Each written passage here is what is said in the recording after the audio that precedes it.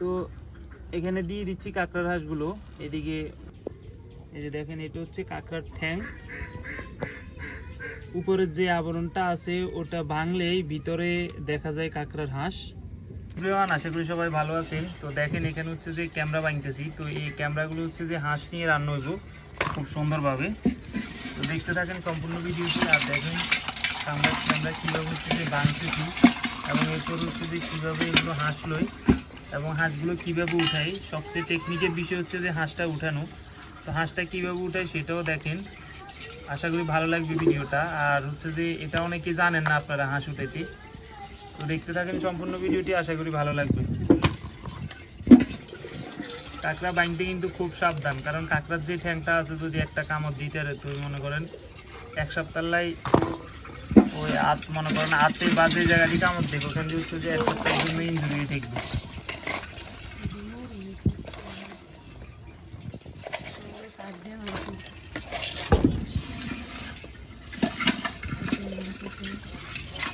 কাঁকড়ার গায়ে কিন্তু ক্লোজ না থাকলে কাঁকড়া বাঁচে না। তো এই জন্য হচ্ছে যে ড্যাগ বলেন বা কয়ে বলেন, সব কিছু হচ্ছে যে গাড়াই গেছে। এই যে একটা ঠ্যাং, এই যে কামড়ে ধরলে প্রস্তুত। কিন্তু যদি একটু ভুলবশত হাত স্লিপ খায় তাহলে কিন্তু ঠ্যাং ছুড়ে গেলে কামড় দিব। তো এদিকে হচ্ছে যে একটু সাবধান থাকতে হবে।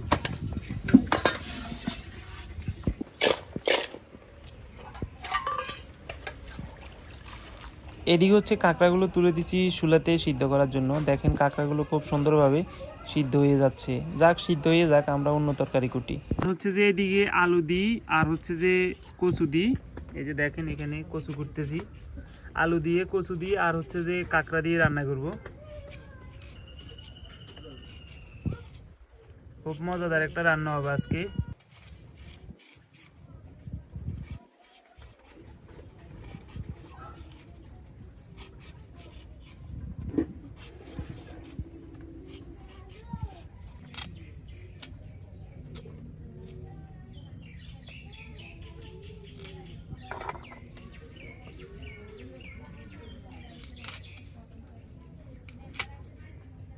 যেগুলো কুটতেছি এগুলো কিন্তু খোলা কচু। আপনারা কে কে চিনছেন, আমি কিন্তু প্রথম বলি নেই। তো আপনারা হচ্ছে যে কমেন্টে জানাই দিবেন কে কে চিনছেন এই কচুটা।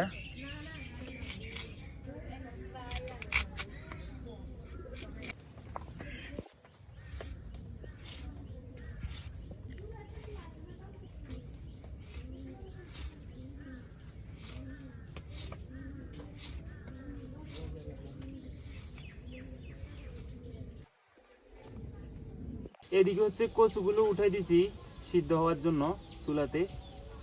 কচুগুলো অবশ্যই সিদ্ধ করে নিতে হবে, কিন্তু নইলে কিন্তু গলা ধরবার সম্ভাবনা 80%।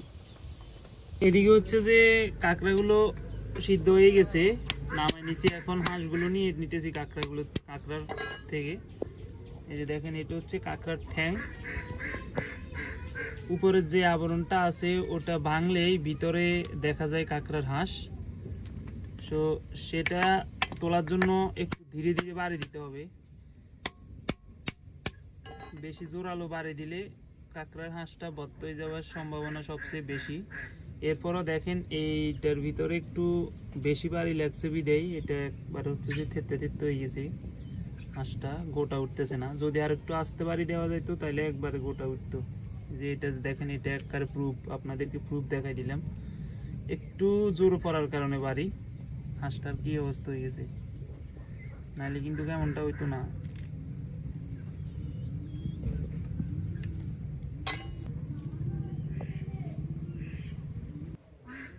যত আস্তে হালকা করে বাড়ি দিয়ে হচ্ছে যে কাঁকড়ার যেই উপরের আবরণটা আছে ঠ্যাঙের লাল, ওইটা যত সুন্দরভাবে হালকা বাড়ি দিয়ে ভাঙা যায় তত ভালোভাবে হাঁসটা উঠে।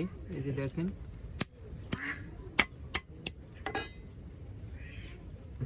এই যে এটা খুব সুন্দরভাবে গোটা উঠতেছে এবং কোনো ভাঙে নাই। এই যে দেখেন একবারে গোটা। এদিকে হচ্ছে যে কাঁকড়া দিয়ে কচু দিয়ে আলু দিয়ে যেগুলো রান্না করব ওগুলোর জন্য দিয়ে দিছি তেল।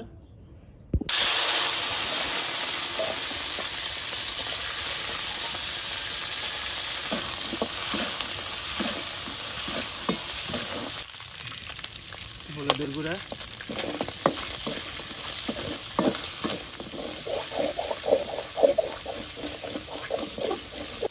দিয়ে দিচ্ছি কচু আলু, সিদ্ধ করা কচু সাথে আলু সবগুলো একসাথে মিশিয়ে নিচ্ছি। মিশে নেওয়ার পর হচ্ছে যে দিয়ে দিচ্ছি ক্যাকড়ার সাথে।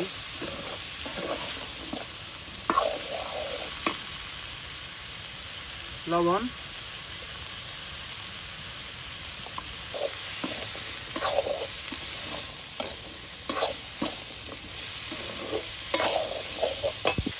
পেঁয়াজ কুচি,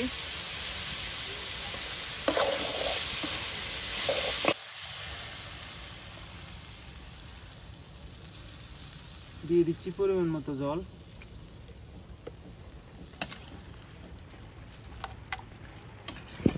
কচু আলু সিদ্ধ হওয়ার মতো জল দেওয়ার পর দিয়ে দিচ্ছি পরিমাণ মতো মরিচের গুঁড়া।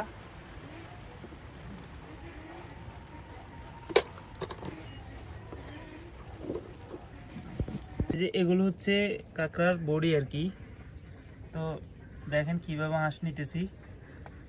তো এটা নেওয়ার সময় কিন্তু খুব সাবধান, মানে সুন্দরভাবে নিতে হবে, কারণ এটার ভিতর হচ্ছে যে সারা টারা থাকি গেলে খাইতে তেমন একটা ভালো লাগতো না, বা মুখে সারা পড়বো। এই যে একদম নিখুঁতভাবে বাছাই করে নিতে হবে। এই যে দেখেন,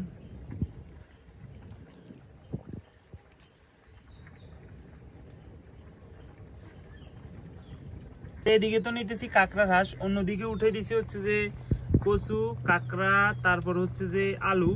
সেগুলো দেখেন প্রায় অর্ধা অর্ধি হয়ে আসছে, কিছুক্ষণের ভিতরে নামাই নিব। আর আরো ঝোল টানতে হবে, এখনো কিন্তু অনেক ঝোল, এটা কিন্তু মাখা মাখা ঝোল করে রাখবো। তো এদিকে হচ্ছে কড়াইয়ে তুলে দিছি কাঁকড়ার হাঁস রান্নার জন্য। তো কাঁকড়ার হাঁস রান্নার জন্য আগে হচ্ছে যে কাঁকড়ার হাঁসের জন্য ঝোল তৈরি করে নিতে হবে। তো সেজন্য তেল দিয়ে দিছি এবং হচ্ছে যে পেঁয়াজ দিয়ে দিচ্ছি, লবণ, ক্যাম্বার ট্যাং মাই বের করলো লিদ,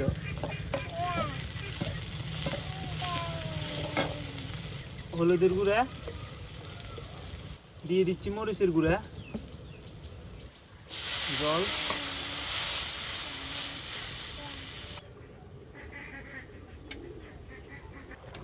তো এই তরকারিগুলো হয়ে আসছে, কাঁকড়া, কচু, তারপর আলুরগুলো। তো এখানে দিয়ে দিচ্ছি জিরা বাটা, আর দিয়ে দিতেছি রসুন বাটা, যাতে তরকারি থেকে সুন্দর একটা ফ্লেভার বা সুন্দর একটা গন্ধ আসে মশলার। তো এই যে দেখেন তরকারিগুলো হয়ে গেছে, ঝোল একেবারে মাখা মাখা হয়ে গেছে। এখন এগুলো নামাই নিব। তো এখানে দিয়ে দিচ্ছি কাঁকড়ার হাঁসগুলো। এদিকে যে মশলার ঝোলগুলো ওগুলো হয়ে আসছে। কাঁকড়ার হাঁসগুলো দিয়ে কিন্তু একেবারে লাড়া যাবে না কিছুক্ষণ, ঠিক আছে? লাইলে কিন্তু এটা ভাঙ্গিয়ে একেবারে ডাইল ঢেলে যাবে।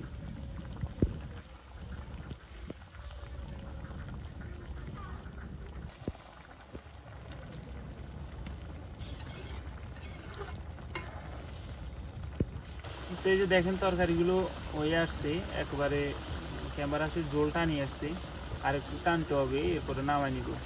তো এই যে দেখেন তরকারিগুলো হয়ে গেছে, একেবারে ক্যামেরার হাঁসগুলো মাখা মাখা হয়ে গেছে। এখন এগুলো নামাই নিব, দেখি খাওয়ার সময় কেমন লাগে খাইতে, দেখতে থাকেন। তো এই যে দেখেন এগুলো হচ্ছে কাঁকড়ার হাঁস। তো হালকা কিছু কাঁকড়ার হাঁস নিই। ভাই জিম্বার জল চলিয়েছে অলরেডি। এই যে এটা হালাই দেবো, কিন্তু এটা খাইতেন না, এটা শক্ত।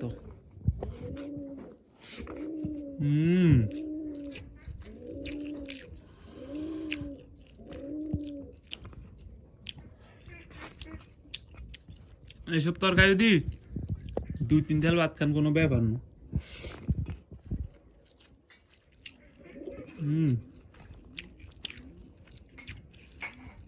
সেই লেভেলের তরকারি হয়েছে।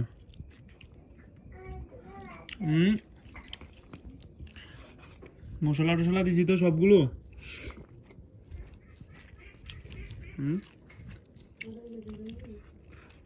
অস্থির। এই যে এটা হচ্ছে কাঁকড়ার ঠ্যাঙের হাঁস।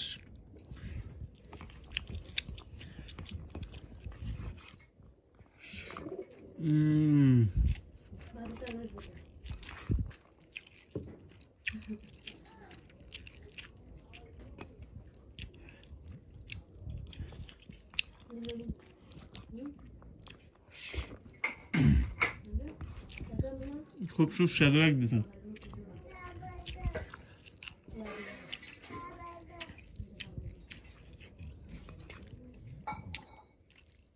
এরপরে দুই একটা কাঁকড়ার যেই এটা রয়ে গেছে, এই যে আমি বলছিলাম এগুলো দুই একটা এরপরও রয়ে গেছে।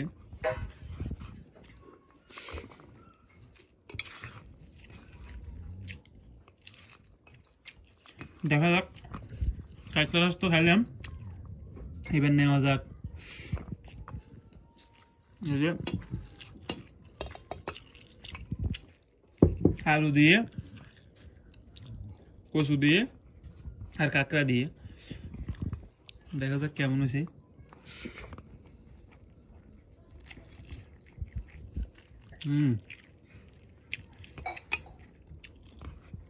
ভালো লাগতেছে। কচু গলা দিত না, এই জন্য কচুর যে আমরা সিদ্ধটা হালাইছি, হ্যাঁ সিদ্ধর কারণে কিন্তু গলা দিত না। তো ধন্যবাদ সম্পূর্ণ ভিডিওটি দেখার জন্য।